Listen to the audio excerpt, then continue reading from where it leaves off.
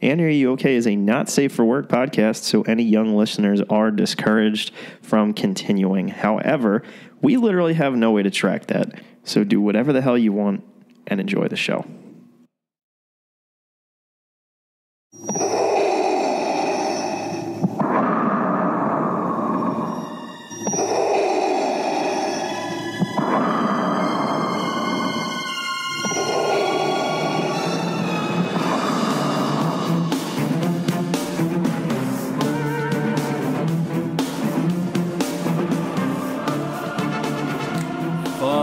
Yes, it is good to be back. Hi.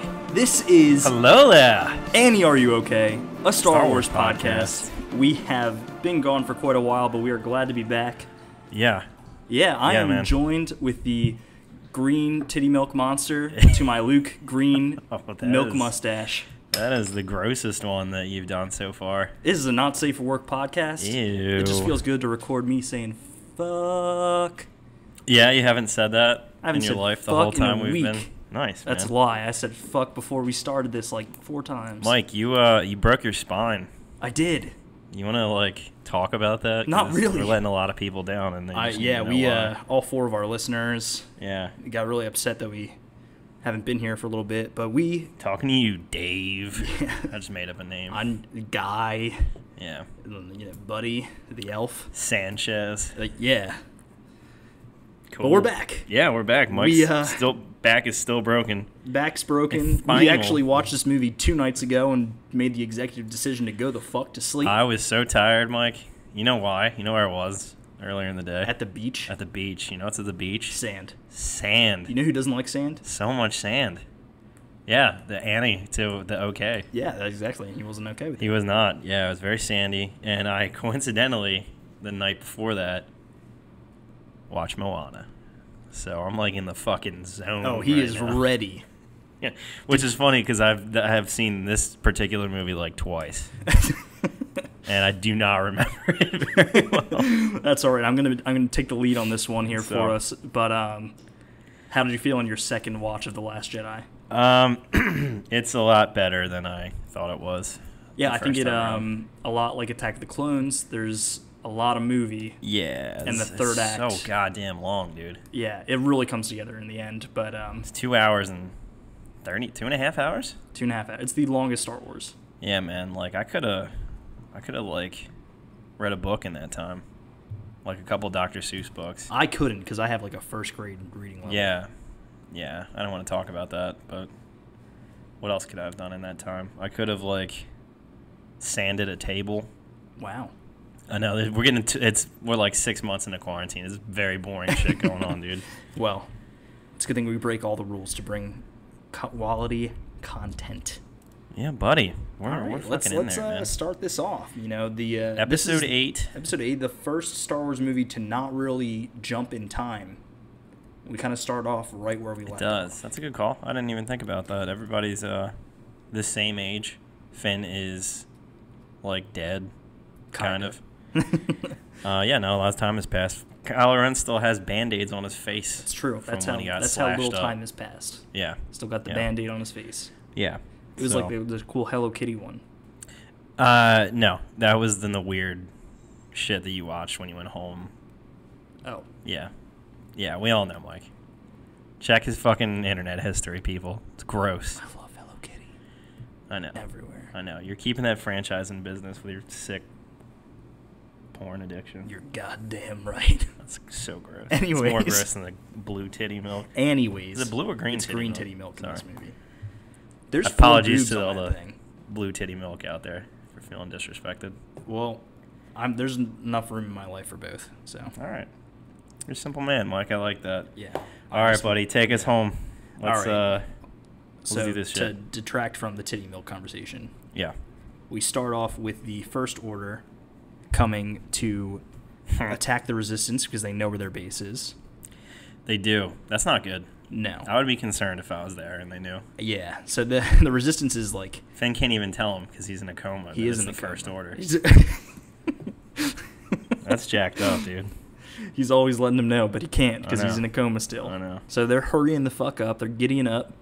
And a bunch of Star Destroyers are coming out of hyperspace. Ooh. A Dreadnought, which apparently is a quote-unquote fleet killer, It's a scary name. approaches.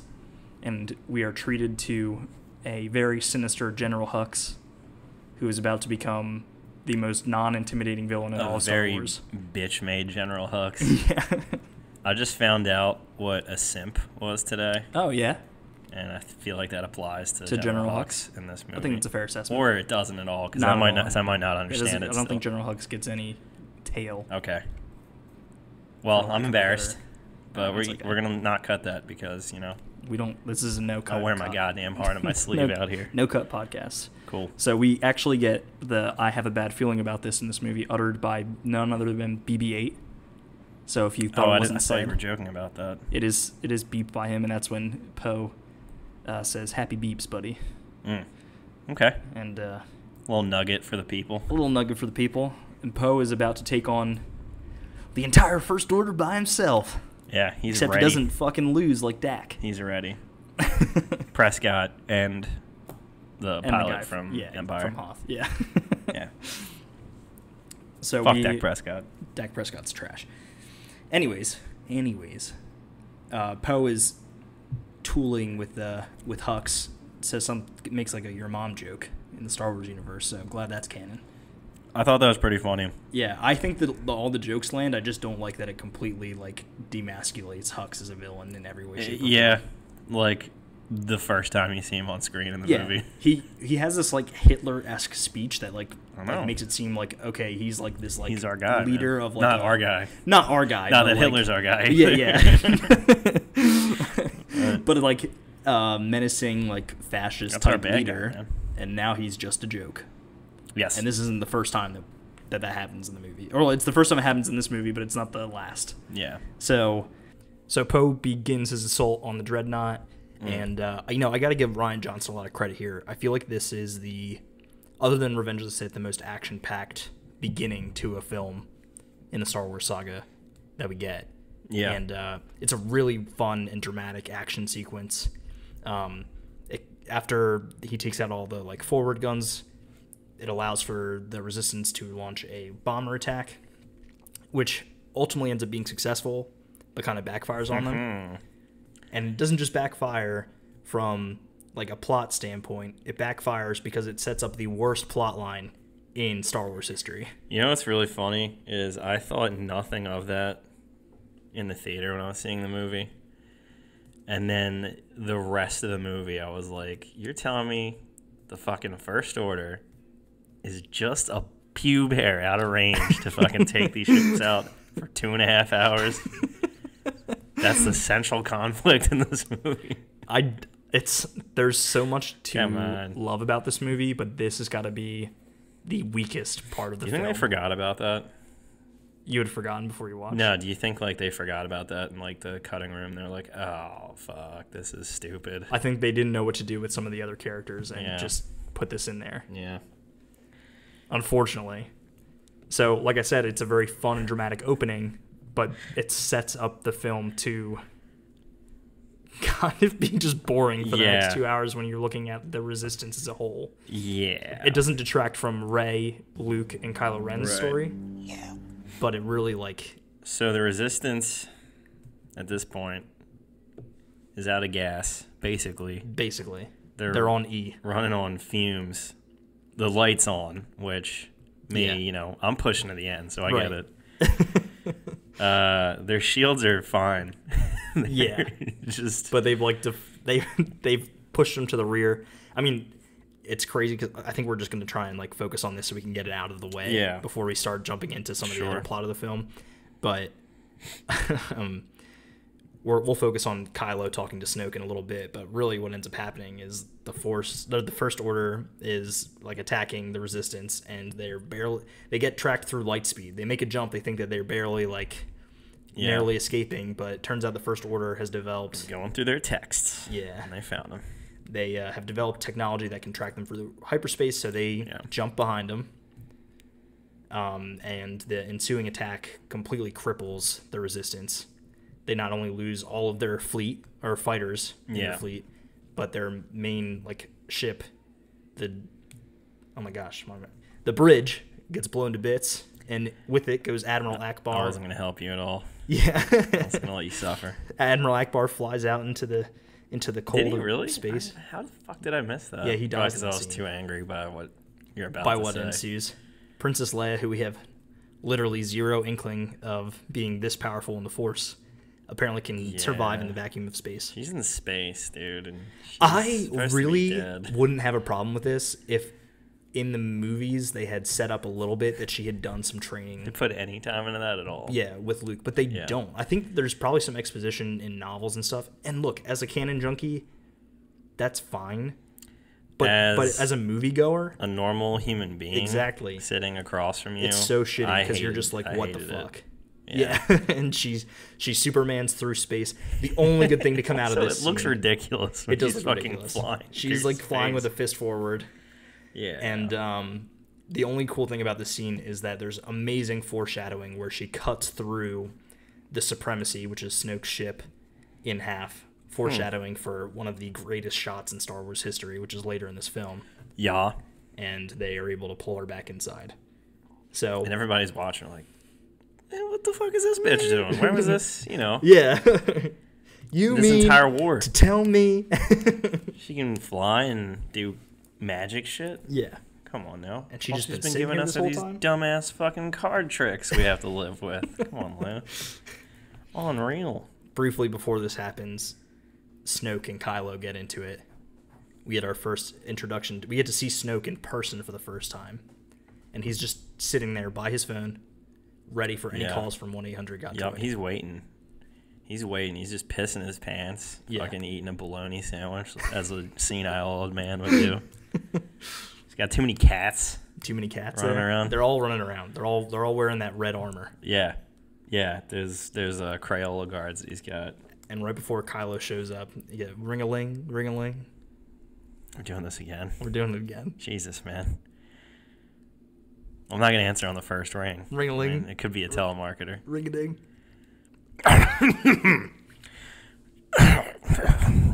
Yes? Supreme Leader, Jesus fucking. we have them tied to the end of a string. I told you to just get him and meet me here for Christ's sake.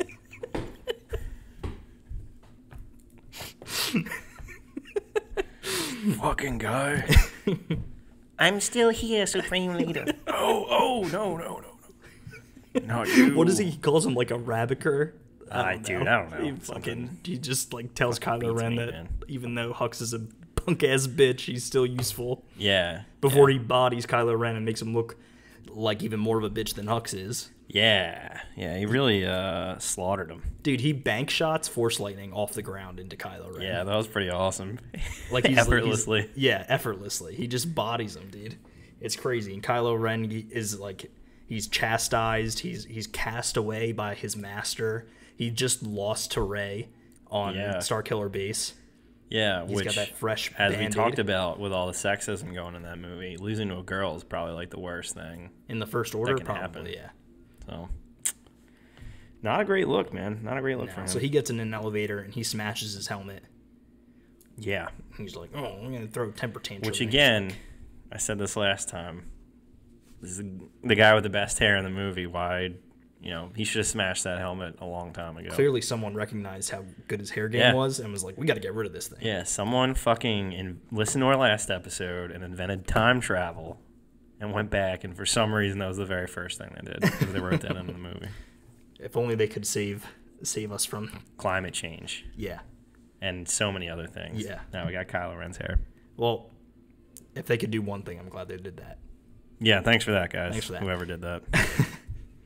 So Kylo gets his ship ready, and in the assault on the Resistance that we were briefly talking about before, Kylo Ren is dismantling everybody, and he has the choice to shoot at that bridge that I couldn't remember was a thing. Mm-hmm. And he pulls his thumb away. He does. Just like the pull of the light is Why, pulling Mike? Kylo Ren away. Is he actually good? Maybe. I don't think so, though. There's still good in him. I know it. I know it. Well, he doesn't kill his mom, but he lets other people do it, so. Yeah, and that's when Leia gets blown up and saves, and Witch flies back, and Right. here we are.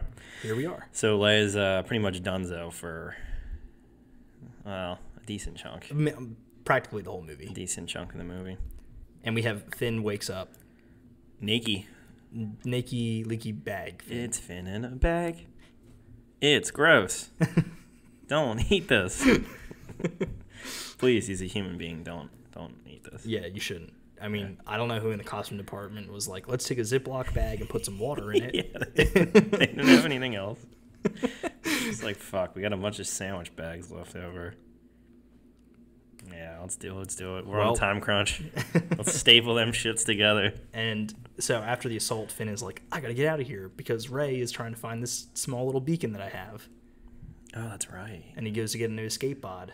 And Rose Tico, who recently lost her sister, very brief plot point in that fun dramatic. Yeah, that seemed like that was going to be more emotionally important than it was. Yeah. But well, there's a lot going on here. Yeah, there's a lot going on in this movie. So yeah. She stuns him, and then they like realize, oh my gosh, we're best friends. And then they go on a stupid adventure to Canto Bight after Maz Kanata tells them that there's going to be some master code breaker. I'm so upset that this is Maz's only appearance. I agree. I just feel like it's a waste of her character. She's like closing wholesale ass too, just like shooting people like, with the jetpack. And we find out at the last like second she's got a jetpack. Yeah, and like her goggles, like you can see some like Orabesh like text on it, so it's like they have like a fucking like tactical function. So yeah, what the hell, dude? They're not just there to like make her eyes look gigantic. Maz is a great character. I really think that she's one of the most underutilized in this trilogy. So basically, she tells them, is this when they come up with the plan to... Yeah, so... To disable the tracker. There's a tracker, but the Finn and Rose deduce that they'd only be tracking from one ship. So, to get onto the Supremacy, pretty which is convenient for the plot, huh? Yeah. To disable the tracker, they need a master codebreaker, which sends them to Canto Bight, the second worst plot line in the movie. Yeah, I know, I agree. This, it was cool. I mean, there's a lot of cool visual stuff going on, but this was like, actually not even really. This was kind of just like a time filler for sure. They could have cut this whole scene probably out of the movie. I actually think have that anything, I don't think. This is going to sound like really disjointed, but let's just talk about Canto Bight and get it out of the way right now. Okay. Because the Rey, Kylo, and Luke stuff, there is so much more substance here. Right. In that content. Canto Bight is Rian Johnson's way of telling us that war is bad and people profit on both sides and it's all about money. Yeah. Which is fine. He tried to take like I don't want to say a real... No, that's disrespectful. He tried to take like an angle of like if he wasn't making a Star Wars movie. Yeah. And he had something to say.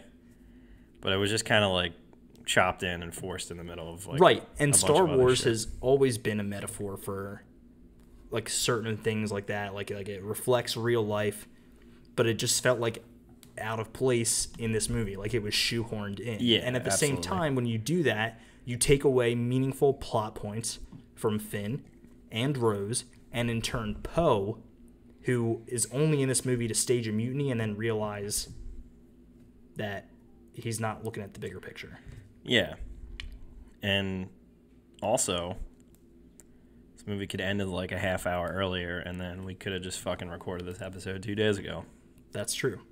So, person Rian with your time Johnson. machine who gets Kylo Ren's hair in the movie, please take note for next time you use your time machine. Also, do a Knives Out sequel. Yeah. Because I really like that movie. That movie's great. Should you hear this, do that, because that movie rules. That's all I got to say about that. I mean, I do think that cinematically Rian Johnson does a great job. It just seems like the Canto Bight, for everybody that I talk to about this movie, it's also, the one thing that people feel like it feels like they could do without. The whole thing, too, was just like, they spend time looking for this specific guy, and then they just end up with a completely different, like, master code breaker. Like, by chance, it's like, right. Oh, somebody is gearing up to go for a ride right now. Someone, like, heard us talking about DJ. And do you think that's, what's that shitty Nick Cage movie where he's like a Ghost Rider? That's the one. Do you think that's Ghost Rider coming to fuck us up? Hopefully. For giving away the secrets of time travel? I don't know anything about his character, so I don't think that has anything to do with him. But man, you can really hear like the fucking guttural part of this engine in our microphone right now. Nah, that's just my stomach, dude. Oh. No, that's the motorcycle. We should just shout over it and then Okay. We'll keep doing that and forget, and then people will just, like, when the motorcycle goes away, We'll just be really us loud. screaming over each other. No, it's all good. But yeah, they end up, they're looking for this codebreaker guy, and they just, first of all, whatever a master codebreaker is, apparently there's just multiple people that can do that. Yeah. I do like Benicio del Toro a lot.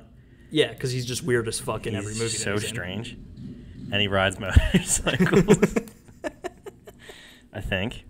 But yeah, him too, like, his whole, like, except when he says, I want to learn you something. Oh, yeah. He has the Your best favorite line in the line. movie, which is, I want to learn you something big. And that's where it does kind of cap off your whole point about, like, Rian Johnson just trying to make a point. Like, everybody's in a war. Everybody's, like, Corrupt. Yeah. fighting a fight. And there is no Exactly. good and bad. Right. Like, it's like there's a bunch of people who are, like, profiting off of a war, and, like, there's everyone else gets caught in the middle. Which Yeah, is, exactly. look, I get the sentiment, but it just doesn't fit the plot of the movie. So they spend a lot of time there, and then they ultimately get captured and jailed. Right. We're going to get back to this point. Because Cool. it's There's part other of the, shit going on. Yeah, it's part of the theme of the movie. Right. But we'll circle back. We're done talking about Canto Bite. I really don't need to go into One them. other thing. No, I'm just fucking with you. I was just gonna say I don't need to go into them riding giant deer. Yeah. Like, that's there was about like an animal cruelty anger, I guess. Yeah. Angle. Sorry. So No anger. let's talk about. Let's go to Octo. All Let's right. talk Let's about get Rey in. and Luke. Oh, that was a good hyperspace noise. Oh yeah, wait! Don't forget to Ride ride our your fucking motorcycle. Yeah, motorcycles we're gonna now. ride our motorcycle from Canto Bite all the way to Octo. Yeah, I don't know how far that is because they're both not real Probably places. pretty far, but like, I just imagine it looks like heavy metal. There's just a bunch of big It booty might. girls on might. motorcycles, and that's how we If get anybody there. knows what we're talking about at this point. Well, they should. Good. All right. Good. So we're at Octo. That was quick. We got Right. here. So we, We get a glimpse of Luke's daily routine. yeah, where Luke uses a giant fishing pole, and he always starts his day off with a glass of fresh green titty milk. Dude, that was not a glass. That was a fucking chalice. That was a jar. That was not one serving of titty I just milk. love that he I swear, like, he knows he doesn't look directly at the camera, but he's like looking kind of directly at the camera, and he peers into your soul and he goes, Yeah, and then the gross beast that he, like, drained it out of looks sexually pleased also, and I don't like that at all. I love it. That makes me consider, the whole thing that we're doing with cows. Makes me feel weird now. Maybe they love it. All right, move on. Next thing. So Rey is there trying to convince Luke to train her, and Yes. he is not about it. Which happens a lot in Star Wars. Yeah. Masters who It seems like nobody ever wants to train anyone. yeah, they're like, no, I've been doing this shit for too long, and they're like, oh, No, they're I gonna- did the exact same thing that you're requesting. yeah.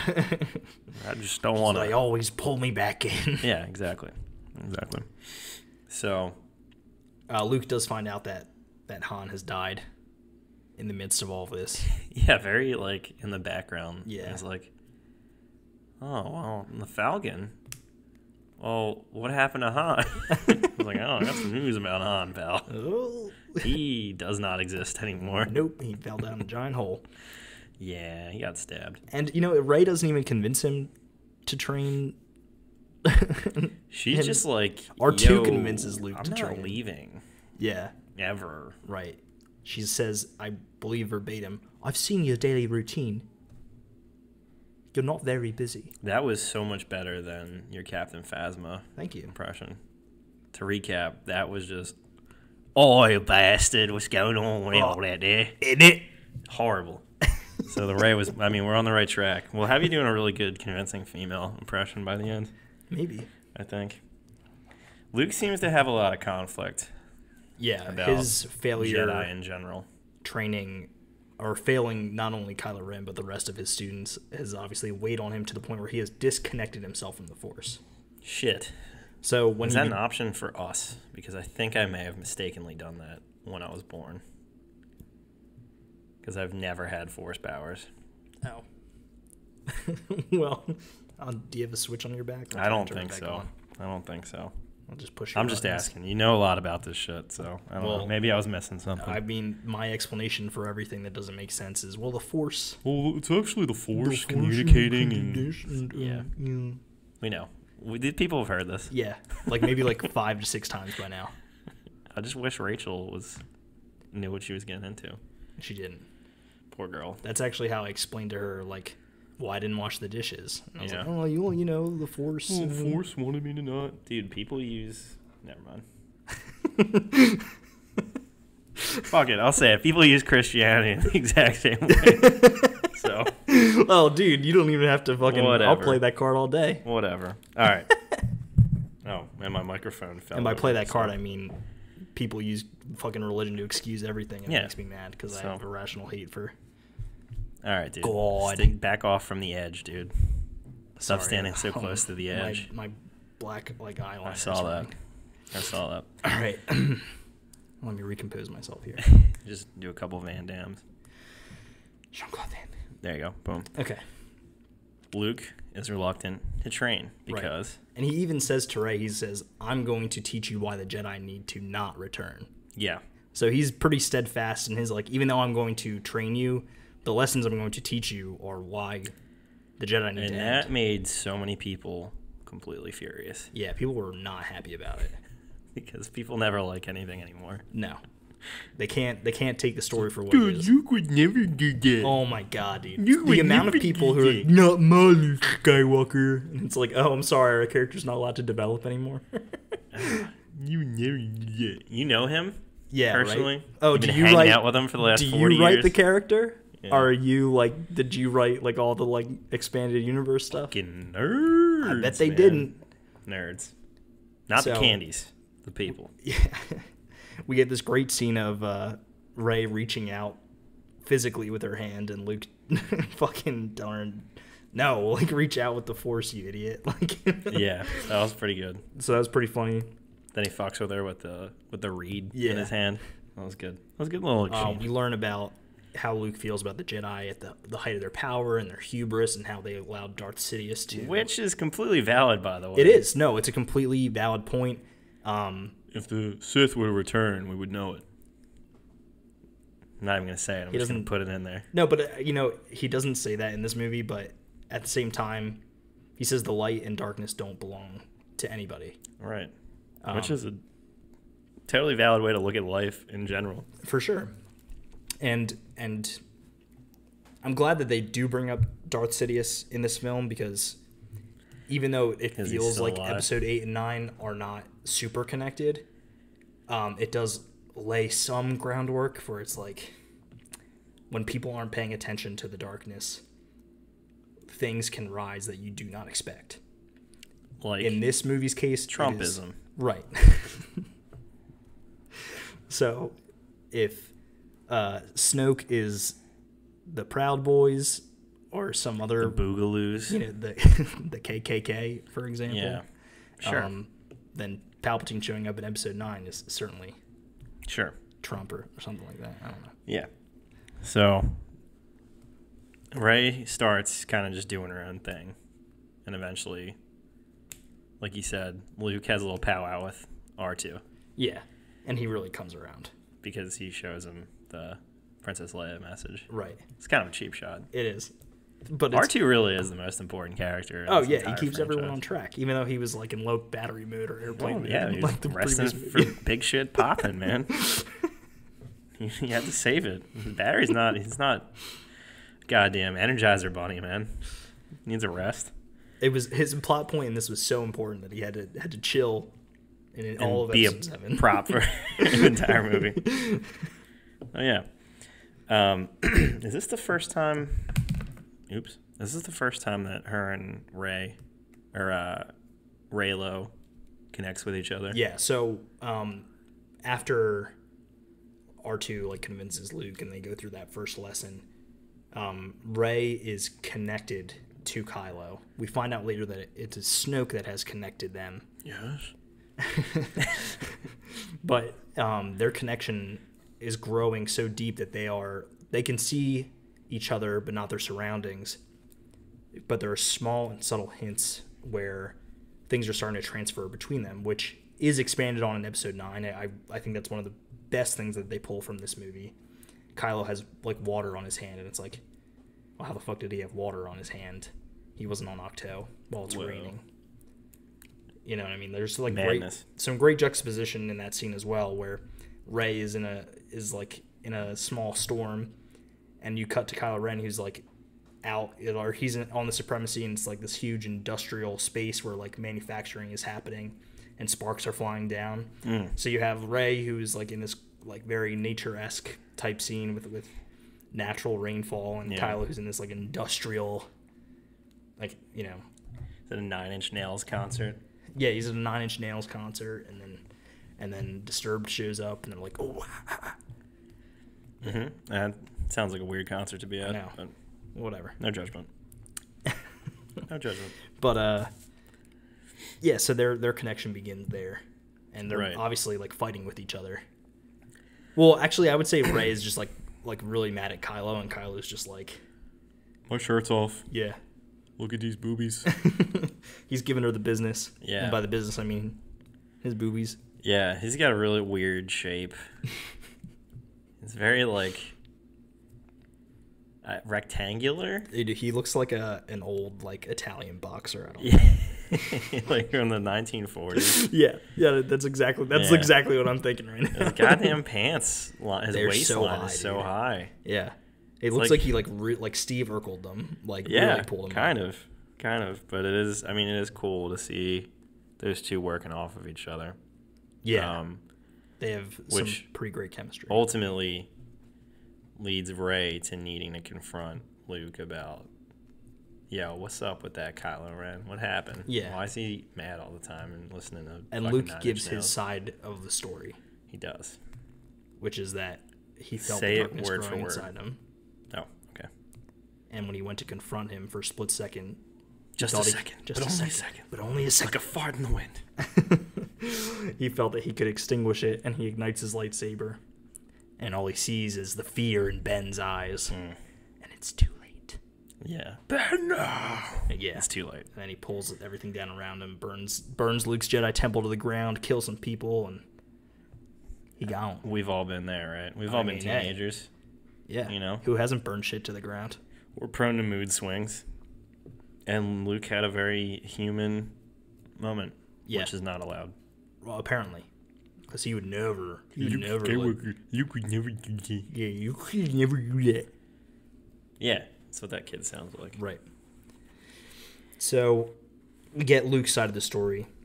And Rey continues to connect with Kylo, but also kind of do her own thing while she's training. Like fucking up the native correct houses and just their lives, really. Yeah, the tiny like lizard nuns are not having a good time. Yeah, because Rey's always fucking their shit up. Chops the rock off. And I love crushes that their card. It's we've gone this entire time without mentioning porgs because you obviously don't like them. I fucking hate them. I think they're literally like, hey, we're trying to sell you shit. Buy these plush toys. I know they were added because there were literal birds on set that they had to like go over. Bring the dodos back, man. Get the time machine guy to bring the dodos back. Well, if he's listening, then he knows. If he's listening, he's fucking not doing enough for the time machine. Because I would never do anything else, dude. I would just go on loops and just fuck shit up. But that's where him and I are different, I guess. He's a big fan of the pod. Thank you, time machine guy. Does that mean we have 5 listeners now? Yeah. Cool. Yeah. Cool. So we're getting, every episode we get like 0.8 listeners. Great. At this rate, we just have to make like 9,000 episodes to be relevant. Cool. Oh God. This is brought to you by viewers like you. Whatever PBS says. Start doing PBS commercials. Yeah. Jesus. Bob Ross is... We need to watch that and figure out how he got people to like him. We don't make podcasts, just happy accidents. Yeah. Yeah. I like that. That could be a tagline. Sure, maybe a shirt someday. Maybe a shirt. We'll see. We'll see. So, Rey's out. She's had enough, right? Yeah, her connection with Kylo has gotten to the point where she kind of gives into the dark side. She ventures to that cave where she asks a mirror wall who her parents are. After she snaps a bunch of times. Right. I can only snap on my one hand. I can't do it on both. And also, I snap all fucked up. I do it like... Oh my God, what's wrong with your hand? With my right ring finger. Yeah, it's a little weird. And I just can't do it. It's okay. I snap with my pointer finger, which is apparently weird. I don't know, man. I don't know. Like, I thought it was weird in, like, Infinity War when Thanos kept snapping with his middle finger. No, I guess I can do that. Oh, shit. I've learned a lot about myself today. This has been a fucking journey. We got a lot of movie left. We do. This is great. It's so long. It's so long. So, Rey's out. She's got a Tinder match with Kylo Ren. That's right. Trying to meet him And they do the closest thing to sex that we've ever seen in Star Wars. What's that? They barely touch their hands together. Oh, yeah. Yeah. And all the Reylos were like... Reylo. Oh my God, orgasm. Yeah. Yeah, that was... Their relationship is probably the best part of this movie. Yeah, for sure. It grows a lot. And I think that's what... for all the things that I guess I don't really like about this movie, the Rey, Kylo, Luke stuff is some of the best Star Wars I think we've gotten. It's a good time, man. I know that might be a bold statement to make, but I really enjoy the growth of all three of their relationships with each other. It's a good time. So, but it leads her into the teeth of the beast. Right. Well, it forces her to confront... She gets Kylo's story of what happened prior to this, but it forces her to confront Luke again. And then she gets the real story. Right. And ultimately, Luke did fail Kylo, and it caused him to turn. Snoke had gotten to him, and it was too late. Yeah. So Ben goes on his path to become Kylo Ren. Right. And, Luke is left with the decision he ultimately leaves and goes and becomes a hermit on Ahch-To. At this point, he has reconnected himself with the Force. Yes. And it sends like a shockwave to the point where Leia, utters his name, and he can feel like his connection to her. That's how he knows that Rey's talking to Kylo. Right. Yeah, I forgot about that. So Rey ultimately gives him like one more shot. She goes to hand him the Skywalker saber and is like, "Come to the Resistance. This is you or me. It's Big you or dog. me. Let's go." And he still says no. He's like, you know what? I forgot I got some fucking books to burn. Right. She says then Ben Solo is our last hope, and she goes to try and redeem. Yeah. Our big bad from this trilogy. And then Luke's like, all right, well, I already said I'm going to do this, so I'm going to go burn these Jedi texts down. Yeah. To the ground. To the ground. He makes a wardrobe change. He does. He's like, if I'm going to do this, I'm going to do it in my robes. I need my clothes. And then Yoda shows up. This is a funny scene. He's like, oh, you read those? Yoda's on Goodreads. He's like, shit's whack, bro. Read on a third grade comprehension level. Page Yoda turners, does. They were not. Oh, wait. When he shows up, though, he's all... Can't believe we made it this far. It's almost 40 minutes. That was the first one. Like I said, this is the first time he shows up. Page turners, they were not. He's like, yo, you got in them Harry Potters. Yeah. He tells He's like, fuck up. There's nothing in that tree that the girl Rey does not already possess. Yeah. And that's because Rey literally took the Jedi texts. So Yoda blows up the tree. Yep. And he just, with the flick of his wrist. Which is interesting because we haven't seen Force ghosts really interact with like the real world to this point. So they can obviously do something, but they're, I guess... Yoda's pretty powerful. They're abstaining from doing so. Yeah. So, and Yoda gives us one final nugget. He says, he pretty much says to Luke that the greatest teacher failure is, and sounds like a Snapple cap. Right. We are, as masters, we are what they grow beyond. And, the theme of this movie really is that the heroes need to fail in order to learn what they have to do to actually save the galaxy. And I think a lot of people have a problem with... You don't see that a lot, but that's how life is. And the reason why I said, we'll cut to this later is because you said that Finn and Rose ultimately get captured. Right. Their mission fails. It does. We'll get there, but ultimately Rey does not redeem Kylo Ren. Rey fails. Poe thinks that the best thing for the Resistance is to commit a mutiny. Yeah. And Currently. And he fails. Right. everyone fails in this movie. And I think that when people don't realize that it's like all these characters needed to learn from this in order to move on and like have the final movie of this trilogy really mean something. Big picture. At the time when this movie came out, people were upset. Like, it wasn't like the super dark ending that we get from Empire. It's much more hopeful than that. But Right. people felt like they didn't get anywhere. Right. But it's a really like Rian Johnson tried to force in this plot line, I guess, that like taught a lesson like in like a, I don't know, maybe a social justice type standpoint. Mm-hmm. The actual theme of the movie, I think, carries way more weight, and it's that we can learn a lot from our failures and our mistakes. Yeah, which is probably the hardest lesson to learn. For sure. In life. And it happens to every single character. Every single one of them. Even Luke.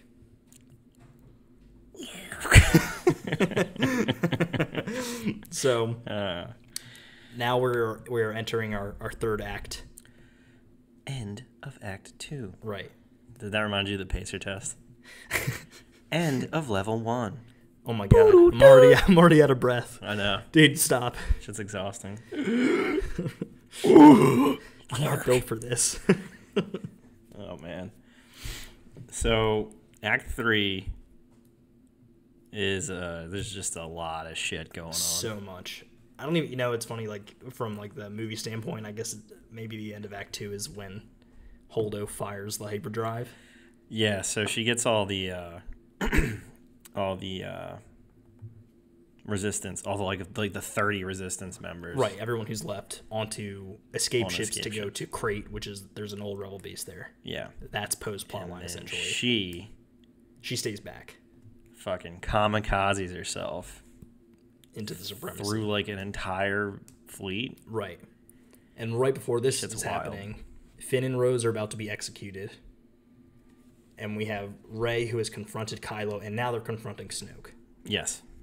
So Snoke manhandles Rey. Yeah. He And jacks it's her up. yeah, like a lot. And there's a lot of action going on in the scene, so there's not really much we can do. Right. That's It's not gonna, going to like- do it justice. Right. We're strictly no action discussion podcast. It's just like, I don't know what you want from me. What do you want me Right. to go through each? Like, I can mean, describe yeah, we'll talk about like a couple That highlights from this sounds fight in fun. like a second, but, ultimately, Snoke takes the Skywalker saber and he's holding it next to him.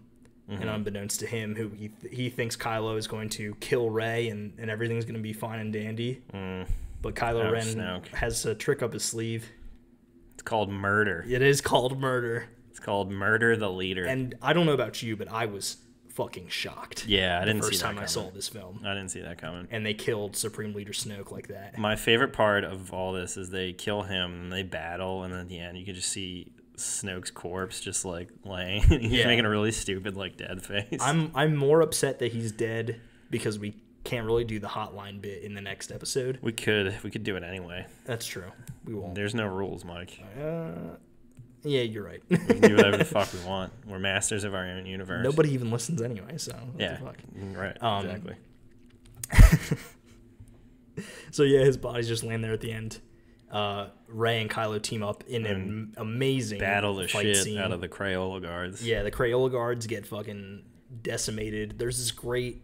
I mean, I know we don't really like talk about the action, but I love when Rey throws him the saber and he just like turns it on and off. Yeah, and it just she like was stabs dope. the dude in the face. She was dope. It's pretty great. Meanwhile, that's going on. You got, like you said, Finn and Poe were betrayed by the code breaker. Finn and Rose. I said Finn and Poe because I assumed they were dating. Right. That's Fair my enough. bad. Fair enough. But Oh wait. your mind makes connections that it wants, Mike. Right, exactly. And an hour and 35 minutes into the movie, we see a character that I Chrome forgot about. Dome. Captain Phasma shows up, and like I didn't even remember she was Yeah. supposed to be in this shit. Yeah.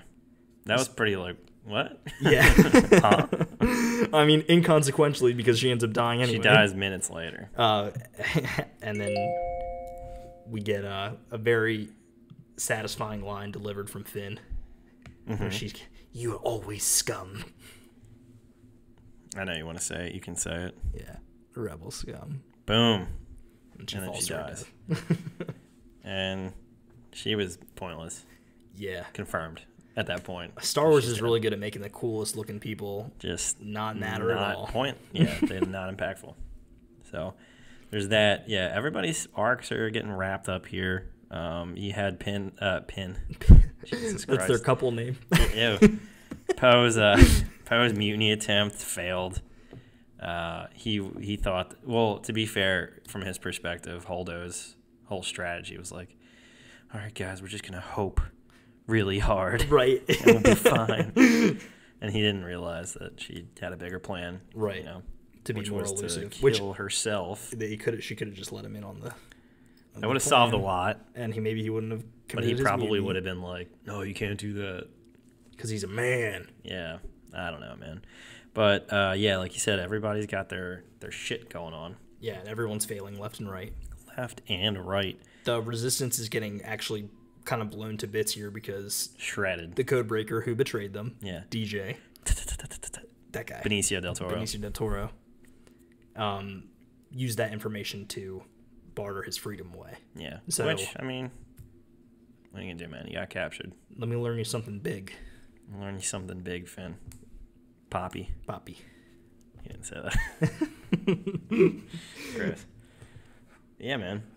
So that brings us all to Crate is the planet. Yeah, Crate is the planet. The most aesthetically beautiful thing I've ever seen. Super cool red sand. Yeah. And the ice foxes. Right. So it's like white salt, and underneath it is this like red sand. Blood. So the First Order literally has the Resistance pinned down. Yes. This is just like let's buy time so we can get the fuck out of here maneuver. And at this point, there's like 13 Resistance. There is really left. not a lot of Resistance left. You're not kidding. Like there's literally maybe like less than 30. Yeah. They all fit on the Falcon. That's how few people are left. Yeah, it's pretty. I don't know how they would ever come back from that. Right. And they sent out a call for help. And no one answers. Like hope is gone. They were using Boost Mobile. Yeah, nobody got that. It was like they tried Metro PCS too, and even that didn't work. Well, they need to just fucking stop being cheap and upgrade their carrier. That's all I'm saying.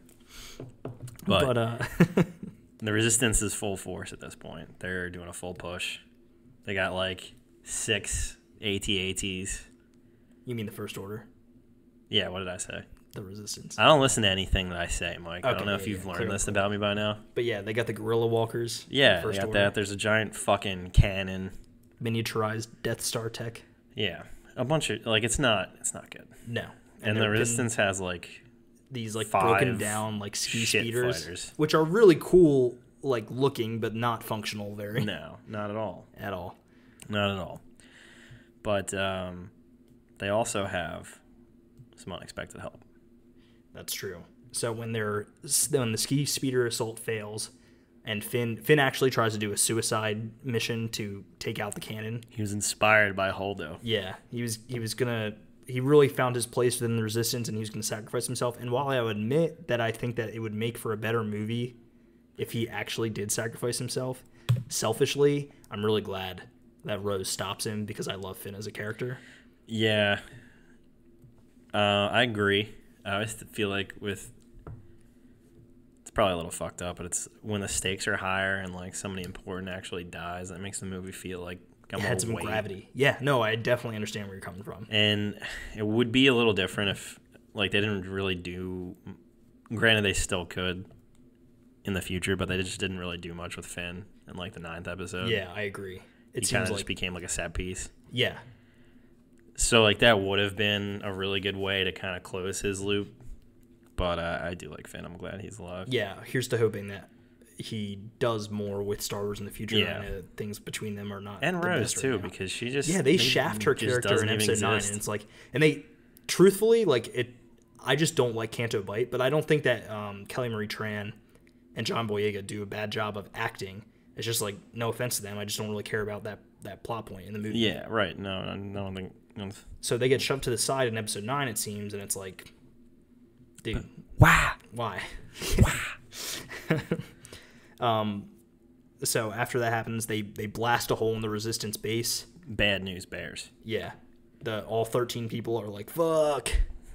Yeah, they stop playing their fucking game of Parcheesi. their one solo game, Right. because there's so few of them. Oh, we didn't mention it, but during the ski speeder assault, the Falcon shows up. Yes. And it pulls all the TIE fighters away, and we get an awesome sequence of the Falcon flying through like a red crystal cave Crystal on Crate, caves. while the asteroid attack music from, I believe, I Empire. have a feeling you're going to bring that up. Yeah. That was pretty cool. I don't know, I do love It was pretty cool. it's not the only musical thing that gives me a boner in this movie. I know. We talked about it a lot Yeah. when we were watching it. I moved to the other side of the couch. Yeah, because I was so erect. Yeah, it was shocking. It was like I had a penis on top of my penis. I know. It was so hard. It's like Legos. You just kept adding to it. Yep. And that's because who shows up, dude? Snoke. I'm going to cut a little bit of that out because I just fucking forgot who I was for a second. No, of course not, Mike. Ray Liotta showed. No, oh shit, not him.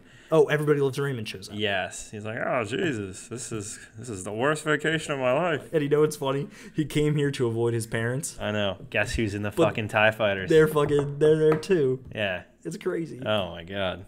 Why does he keep showing up? I don't know. I mean, we gotta let that man live.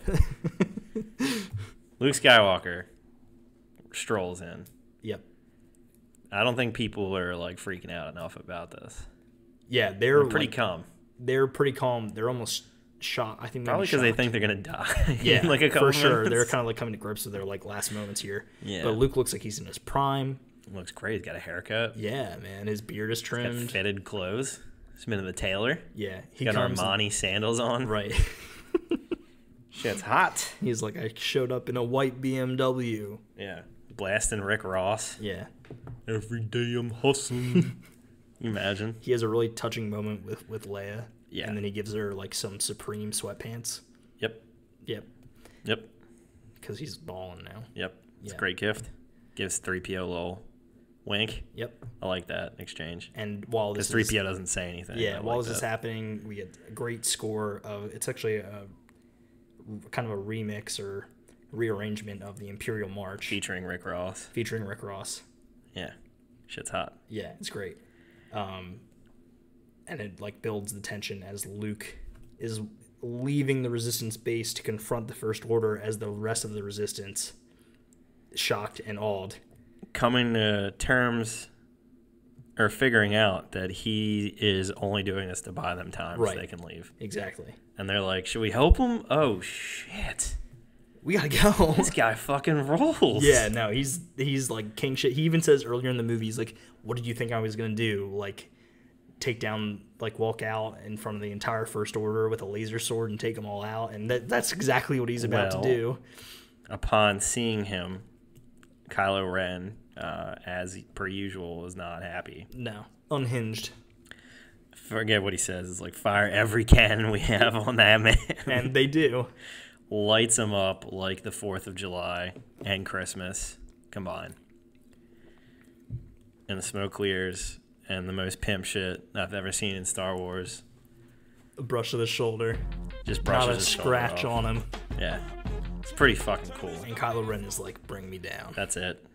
Bring me down. And I'm Kylo confronting Ren, this man. as he does, is super influenced by an emotional decision Yes. and loses complete sight of the plan. Even fucks Hux up, who's like, hey man, should we get back to it? And he's like, fuck off. Yeah, he literally like force pushes him into the fucking side of the thing, and the Yeah. the pilots are so intimidated they bring the ship down right okay. away. And Kylo confronts Luke, and he's like, "Did you come to apologize? Did you come to save me?" He's just like, And no. yeah, Luke is like straight up like, "Nah." No. I love that. This whole thing with Luke is awesome. Yeah. Again, I've only seen this movie 2 times, but I did notice when Luke was moving around to avoid Kylo's attacks, he doesn't have any footprints. That is correct. Everybody else has footprints, Everybody has footprints. and the red stuff shows up. Right. Suspicious, Mike. Extremely. You know what else? I was like seething in my seat when I saw this the first time, because he's holding the Skywalker saber, which was ripped into 2 pieces Oh, shit. like a few scenes back, and I was like, this is bullshit. Like, that saber isn't a thing anymore. And you find out Interesting. that it's... You think Kylo Ren would notice that when he's battling him? Right. Turns out that it's not that saber. It's Bruce Willis. It's and he's Bruce dead the Willis. entire time. Yep. Yeah, I've never seen that movie. Me neither. But I'm not going to now because Me either, like 'cause it's I been ruined. know it. Right? What other movies can we ruin for people? Moana. Don't tell them. Titanic sinks at the end. Ooh, Is good another one. one. And Luke Skywalker is a force projection. My mind has just been blown. Luke. So Kylo realizes and like pokes at him with his lightsaber, it just goes through him. Yeah. And then Luke says some baller shit like, "See you around, kid." Right. And then just disappears. Oh, but wait, hold on. We brushed over. Kylo's like, he's got a little like uppity speech. He's like, and when I have killed you, I will have killed the last Jedi. And then I'm like, he said it.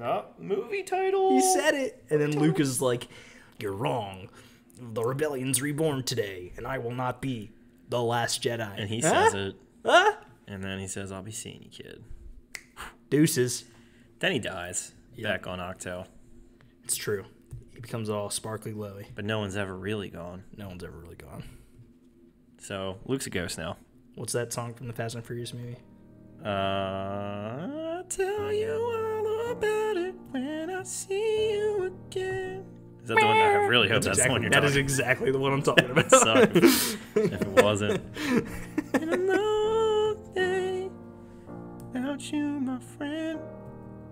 Damn, dude. Can we get The Rock and Jason Statham on the next episode? I don't know them personally, Oh. but we can fucking sure as hell try. The Rock was in Moana, so that'd be a cool tie-in. These are facts. So, Maui, you're fucking awesome. Mm-hmm. Jason Statham is great, too. I love him and everything he's in. Yeah, I like when he injects cocaine into his penis. Okay. Isn't that crank? Personally, or... Oh, I don't know. I don't remember that at all.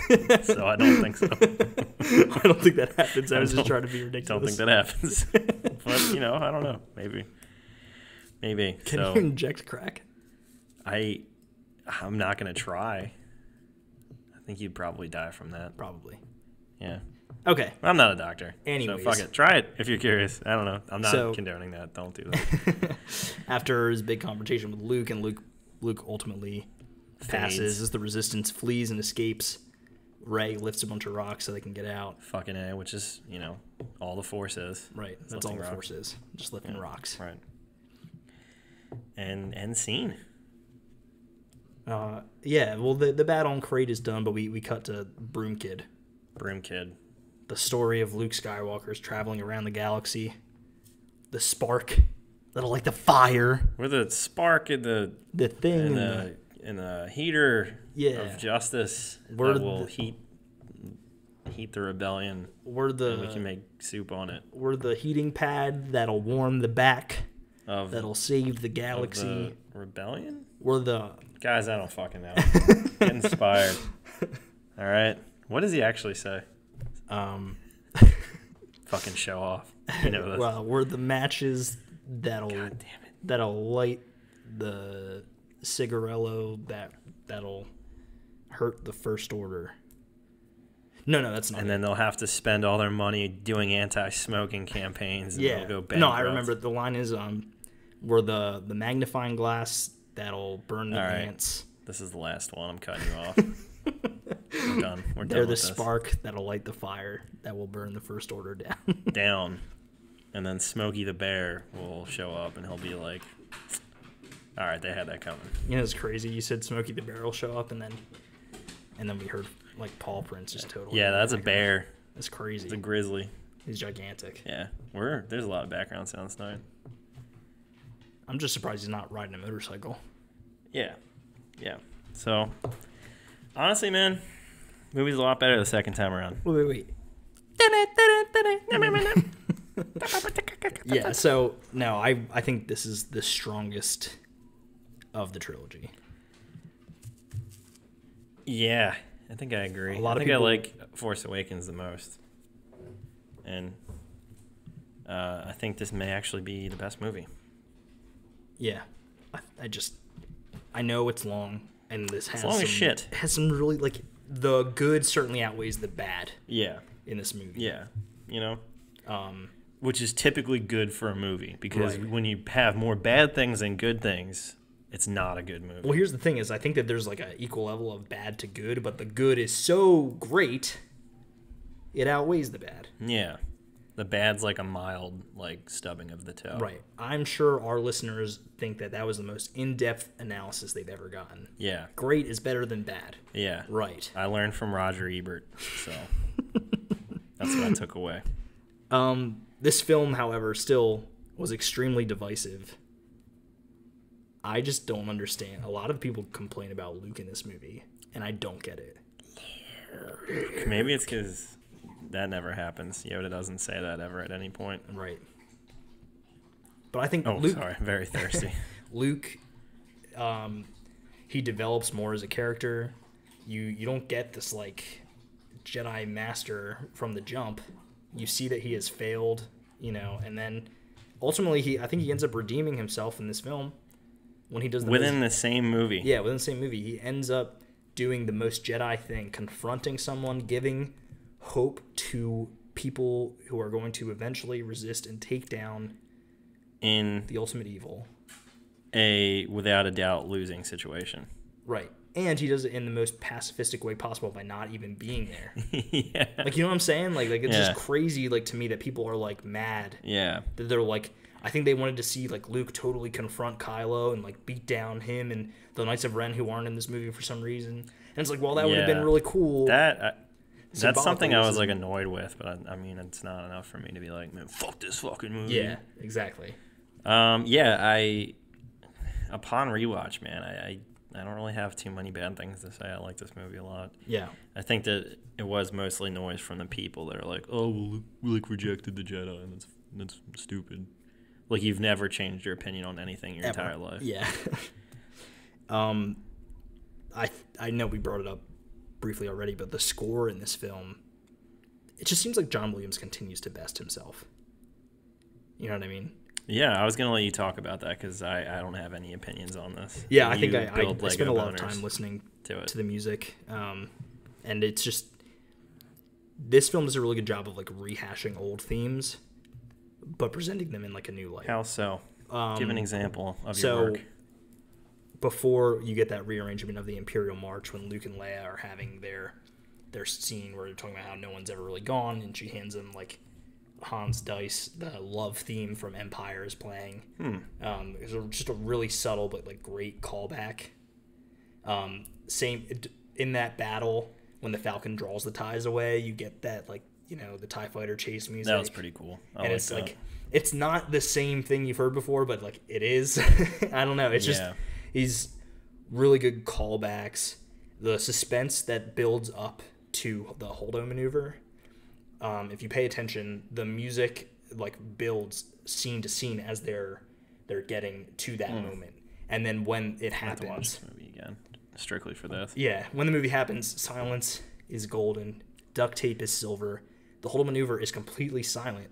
That was cool, and it's fucking perfection, dude. That was cool because they're usually pretty dependent on music to carry. Right, the emotional moments. Yeah, and in that you have complete silence. I remember they had, like, in the theaters, they had signs posted up, like, the sound does cut out for for a brief moment. Like, don't be alarmed. Well, you can't let nerds fucking think that their movie's being ruined. Yeah. Fuck you, nerds. So we've had some time to sit with this movie. You know, I think a lot of people, whether they liked it or not, like, their opinion has certainly probably either changed or strengthened. Do you think that, like the prequels, we'll see this movie seen in a much different light in a few years from now? Do you think people appreciate it a lot more? I know you said that you appreciate it. I think so. Yeah, I mean, honestly, I really don't like Episode 9, but the other two movies I like a lot.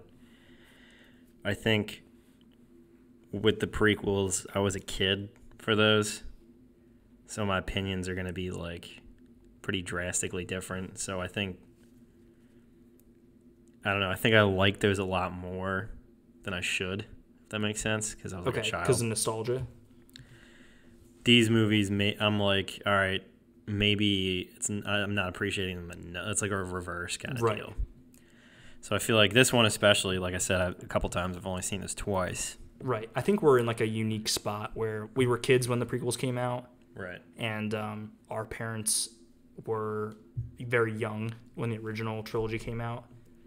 We didn't really get to... They kind of got to see us appreciate Star Wars through the lens of a child. Mm-hmm. You know, we don't have kids yet. Like, we didn't get to see the next generation really like grow up with this trilogy of Star Wars film. Like, there are kids out there that this was their first Star Wars, just like the prequels were ours. So I really wonder, like, when they have a voice that, like, we can actually see, like, you know, in the future on whatever social media platform is completely taking over if we make it that far. When they revisit Rey's story, when they realize they can make like $1 billion more off of it. Hopefully they bring Finn back, because there's clearly a lot more for him to do. Yeah. Yeah, I mean, that's just kind of art, man. Everything changes. The context of every movie, every song, every album, whatever, changes with time. Right. So I think that's fair to say, man. I think whatever they end up doing in the future with this franchise too will kind of frame these movies a little bit more and how people react to them. Yeah. I think that, like, let's say they knock some stuff out of the park in the future, people might actually look on these movies with a little more disdain. Yeah. It's possible. It is. Because they clearly didn't plan it out enough. That actually kind of segues into my next question for you that I got here. All right, let's hear it. So Rian Johnson directed this. J.J. Abrams directed The Force Awakens. Through Return of Events, Carrie Fisher's passing, Colin Trevorrow dropping out of Episode 9. Do you think you would have rather Rian continued the story and helmed 9? Or are you happy that J.J. kind of like brought it back up? I think that the whole thing from the beginning would have benefited a lot from having a more solid plan. A fucking direction. Yeah. Because I know you like Episode 9. The Rise of Skywalker. Rise of Skywalker. I don't. But I mean, you can look at both of these movies and it's just like there's so much that happens in each of these that it just seems like 9 is just like trying to undo stuff from 8. And it just, the continuity really would have helped.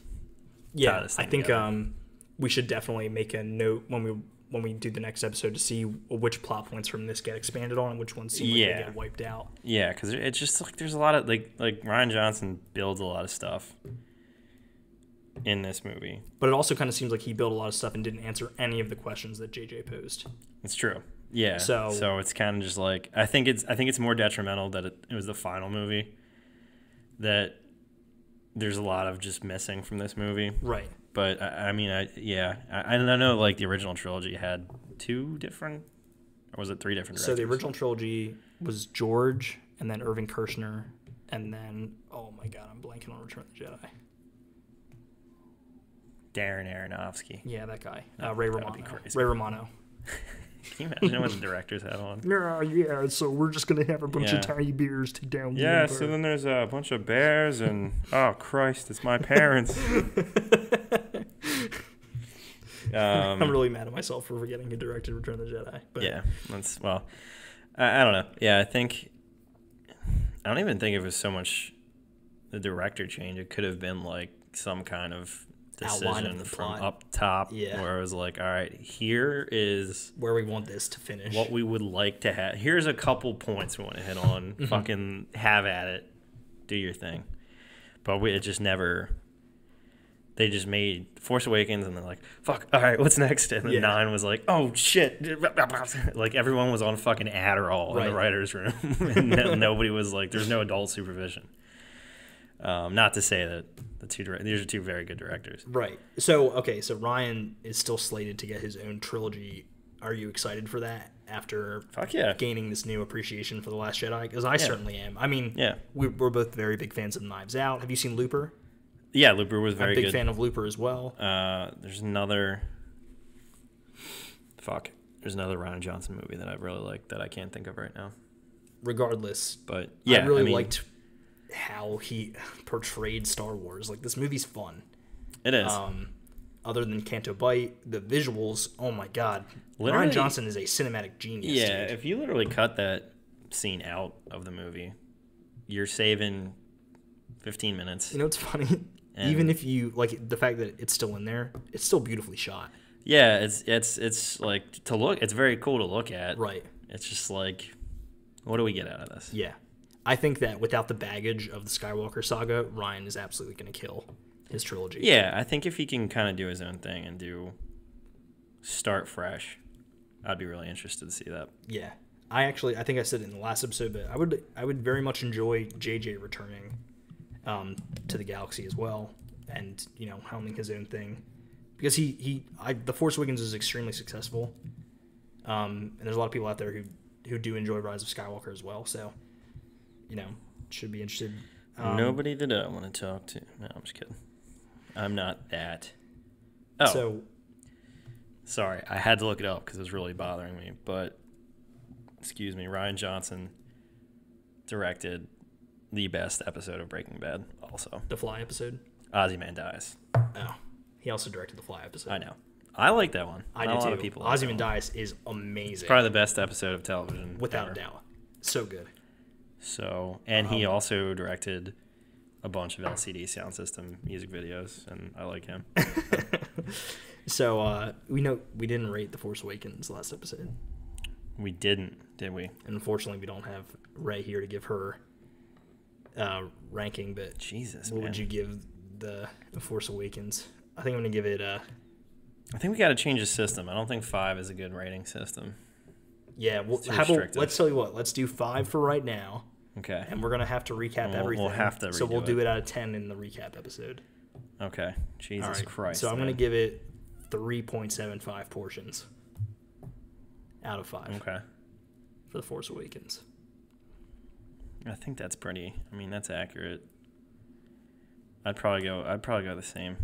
And I'm gonna give it 4 titties out of 5 Oh. for The Last Jedi. I'm gonna go with 4 for this one. All right. Because I do think, upon review, this is probably actually a better movie. Yeah. So we'll break it down on a scale of 10. Why don't we rank them? We'll do our individual rankings. Fucking wild, dude. with it, Let's dude. get fucking blasted on Stewart's root beer and just really dive We in. should get obliterated for one of these episodes. It'd be That fun. would We're be- gonna need a moderator. that But would yeah, be- we should get fucking trashed. That would be a goddamn disaster. You know how many fucking dumb impressions we would do? There would be no content. It would just be a whole episode of May. be like, water. It'd be unlistenable, actually. That's Yeah. a terrible idea. I take that back. Shiny. Have to get a Moana reference in there. All right, so we have The Rise of Skywalker, the final film in the Skywalker saga. For right now, I guess. Yeah, no one's ever really gone, though. No one's ever really gone. So, We will have that for you yeah, man. next week. Hopefully, we Be can get on a bit of a ripping and regular rocking. schedule here. Yeah. Aptly timed Entertainment Weekly previewed Mandalorian Season 2 today. Saw some screenshots. Whoa. We will be breaking that down for you weekly Yes. as it comes out. Yeah. And I don't care if I have to tie Siebes to the chair. We'll get it out. No, that's totally not. I have a home defense force. Your home defense force is a dog that doesn't even know how to bark at me properly. Yeah, he's very dumb. Yeah. Okay, I do not have a home defense force. So, never mind. But we'll see you guys next week. Let's do it, man.